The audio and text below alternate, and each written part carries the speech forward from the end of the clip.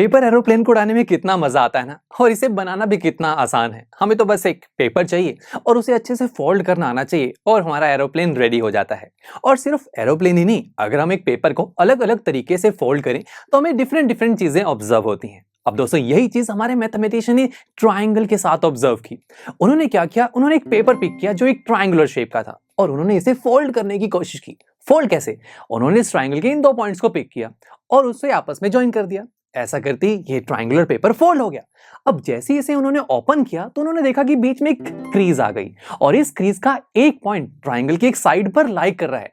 अब ये पॉइंट काफी इंटरेस्टिंग था, वो इसलिए बिकॉज इस पॉइंट ने हमारी इस साइड को टू इक्वल पार्ट्स में डिवाइड कर दिया। यानी कि अगर हमारे पास एक ट्राइंगल है ए बी सी और ये पॉइंट है डी, तो हम कहेंगे कि जो बी डी है वो डी सी के इक्वल हो गया। और दोस्तों एक ऐसा पॉइंट जो एक लाइन, जो एक साइड को टू इक्वल पार्ट्स में डिवाइड कर देता है, उस पॉइंट को हम स्पेशल नाम देते हैं जो कि है मिड पॉइंट। तो यहां से देखिए फोल्ड करने के तरीके से हमारे पास एक इंटरेस्टिंग चीज आ गई और ये चीज आप किसी भी साइड के साथ कर सकते हैं। जैसे कि अगर मैं अब ए सी की बात करूं, अगर आपको इसका मिड पॉइंट निकालना है तो आपको क्या करना होगा? यस, आपको ए और सी इन दोनों पॉइंट्स को आपस में ज्वाइन करना होगा। ऐसा करते ही देखिए अगेन ये पेपर फोल्ड हो गया।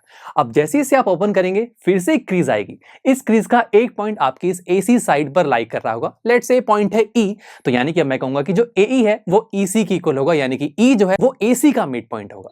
सिमिलरली आप एबी के लिए भी ये काम कर सकते हैं। तो यहां से हमें क्या पता लगा कि एक ट्राइंगल के पास 3 मिड पॉइंट्स होते हैं। अब दोस्तों यहां से और इंटरेस्टिंग बातें भी सामने आई। वो ये कि हमारे मैथमेटिशियन ने क्या किया, इस ट्राइंगल में किसी एक मिड पॉइंट को पिक किया। लेट्स से वो है डी, ओके। फिर इस मिड पॉइंट को अपोजिट वर्टेक्स से ज्वाइन कर दिया जो कि है ए। ऐसा करने से हमारे पास एक लाइन की फॉर्मेशन हो रही है। इस लाइन को एक स्पेशल नाम दिया गया जो कि है मीडियन। तो यहां से हमें क्या पता लगा कि मीडियन क्या है एक ट्राइंगल में? एक ट्राइंगल में मीडियन वो है जब हम किसी एक साइड के मिड पॉइंट को उसके अपोजिट वर्टेक्स से मीट करवाते हैं तो उस लाइन को हम मीडियन कहते हैं। सिमिलरली अगर आप AC की बात करें, इस AC का मिड पॉइंट है E, तो इस E को अपोजिट वर्टेक्स जो कि है B, इसे ज्वाइन करेंगे तो आपको एक और मीडियन मिलेगा।